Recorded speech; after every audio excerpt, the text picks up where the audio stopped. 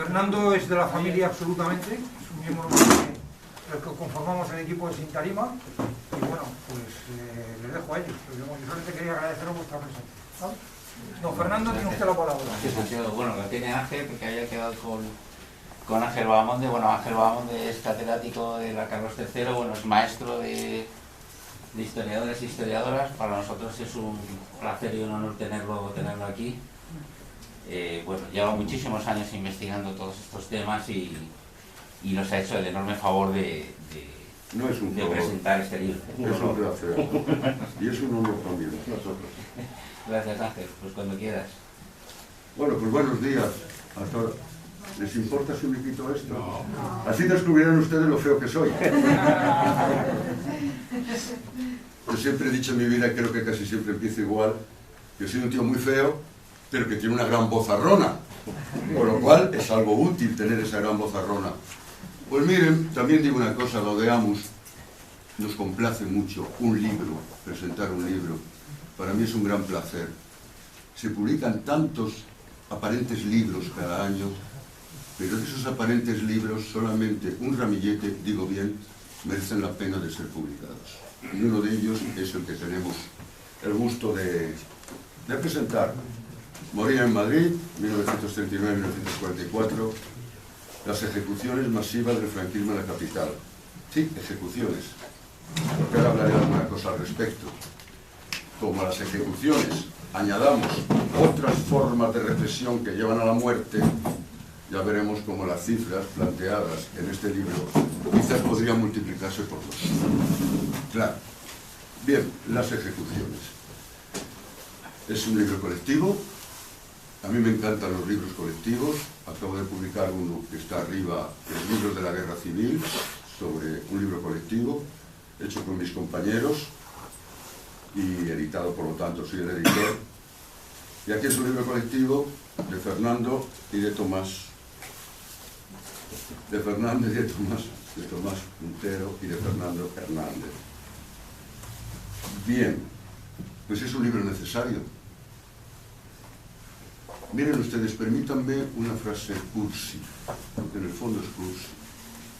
Dar luz al pasado significa desvelar las tinieblas del presente y facilitar pensar el futuro. Yo creo que está al lado del historiador, realmente, del historiador serio, del historiador que hace historia, no del historiador que cuenta historietas. Claro, es muy distinto.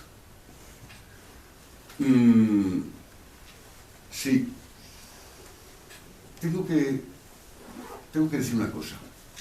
Miren, este libro tendría que haber sido publicado, o mejor dicho, se tendrían que haber dado las condiciones para que este libro pudiera haber sido publicado a la altura de 1978, 79 u 80. Y quizás una de las primeras preguntas que nos tenemos que hacer es por qué hemos tenido que esperar al siglo XXI para poder llegar a culminar una investigación de estas características. Yo les decía a mis compañeros que una de las fuentes que utiliza el libro es el archivo histórico de la defensa, que está en el Paseo Moret, archivo histórico de la defensa que se refiere a la represión de la primera y tercera divisiones militares, Madrid, Toledo, Ciudad Real, Cuenca, Guadalajara, Castellón, Alicante, Valencia, Murcia hasta cierto punto, es decir, una documentación de la represión que está bastante disgregada a lo largo y ancho de España, lo cual ya supone una gran dificultad, claro. Yo ahora que estoy estudiando y que estoy a punto de presentar lo que ya era ahora, la represión de los militares profesionales en 1939, que son los grandes olvidados, claro, militares al fin y al cabo, ya se sabe, claro, pero fue terrible. La represión hacia los militares profesionales, no digo milicianos, que fue más terrible todavía, claro está, sino profesionales que el 18 de julio, por la razón que fuere, se negaron a sublevarse. Bien porque no pudieron, bien porque no quisieron, bien por ideología, bien por problema geográfico. Pero Franco no distinguió mucho al final, eso está muy claro, y los reprimió salvajemente a todos, salvo a un millar, a 1000 de esos militares que se marcharon al exilio, que ya los he estudiado, y que son también perfectos desconocidos. Generales, coroneles, comandantes, oficiales y también los suboficiales. Claro. O sea, yo tuve que esperar entonces hasta prácticamente el año 2001, si mal no recuerdo, para que se me sistematizara y se me permitiera libremente acceder a los consejos de guerra de 1939. Hasta el año 2001, que se abre Moret y sustituye a esta documentación. En teoría se podía consultar, siempre y cuando fueras con un nombre preciso, ahí en María Cristina, en las dependencias militares, pero era dificilísimo. Y por fin llegó a Moret la documentación de estas provincias que he señalado. Primera sorpresa, el 20% de esa documentación se ha perdido. Se ha destrozado. Si la tocas, se convierte en ceniza. Esos militares franquistas no habían tenido el mayor interés, desde luego que no, en conservar esa documentación. Se ha salvado, que yo que no soy creyente, hablo de milagro, desde arriba, el 80% de esa documentación, que por lo menos sí es consultable. Pero el 20% definitivamente se ha perdido. Si tenemos en cuenta que estamos hablando de decenas de millares de consejos de guerra, se han perdido decenas de millares de consejos de guerra, por culpa de inutilidad, desprecio a esa documentación o deseo de que esa documentación acabara desapareciendo. Claro, nosotros hemos tenido, y aquí voy a ser crítico, lo siento, hemos tenido, si mal lo recuerdo, desde 1982, durante 12 años, me parece, un gobierno socialista. Claro. Y porque en ese momento no se hizo algo, simplemente para rescatar una documentación que forma parte del patrimonio de nuestro país, de España, que es nuestro país. ¿Cómo es posible?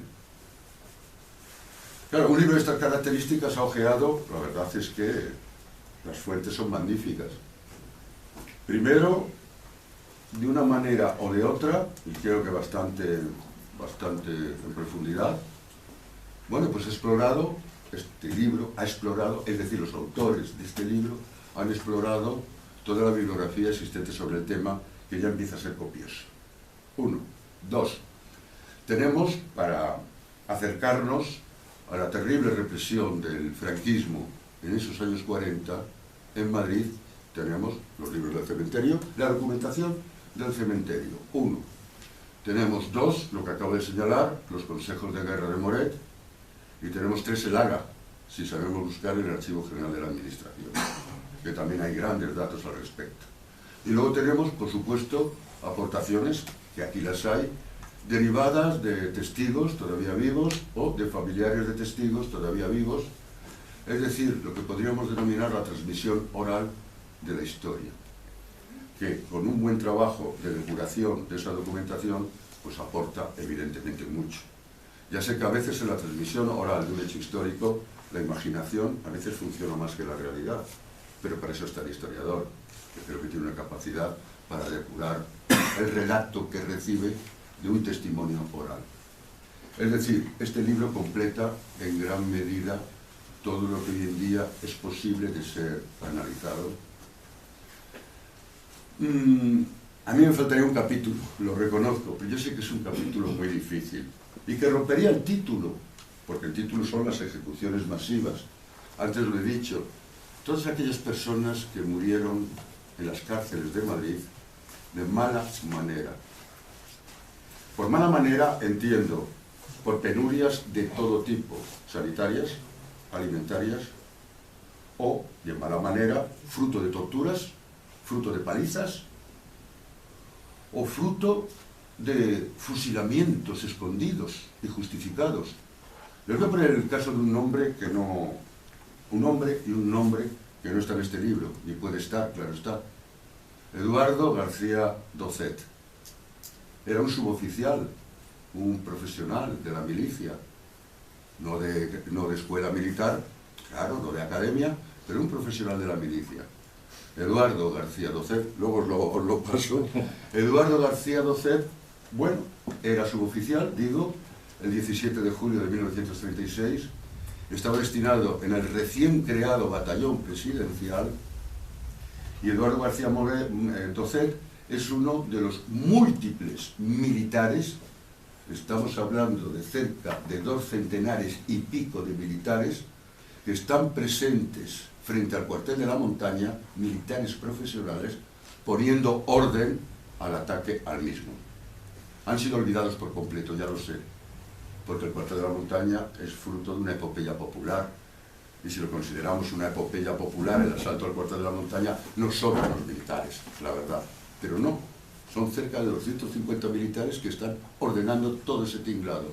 La inmensa mayoría son de la UNRWA, como Eduardo García Docet, es decir, de la Unión Militar Republicana Antifascista, que lo siento como militares de gran tronío. El otro día hablando con Ángel Viñas, eran 4 gatos. Yo le decía, Ángel, yo ya tengo fichados y filiados cerca de 300 militares de la UNRWA, y 300 militares de la UNRWA no son 4 gatos. Y estos 300 militares de la UNRWA el 17 de julio ocupan el Ministerio de la Guerra, lo cual es decisivo para el fracaso de la sublevación en Madrid. Y estos militares de la UNRWA rápidamente, el 20 de julio, ya tienen 2 batallones en la sierra organizados por ellos. Y el mismo 20 de julio, que es la sublevación del cuartel de la montaña, y es la sublevación de los cuarteles del Cantón, del campamento Carabanchel, esos militares están encuadrando a las masas populares para conseguir, y lo consiguieron, derrotar y deshacer esa sublevación tan mal preparada por el general Mola en Madrid. Es decir, son esenciales. Claro, este hombre, Eduardo García Docet, estaba ahí en la Plaza de España,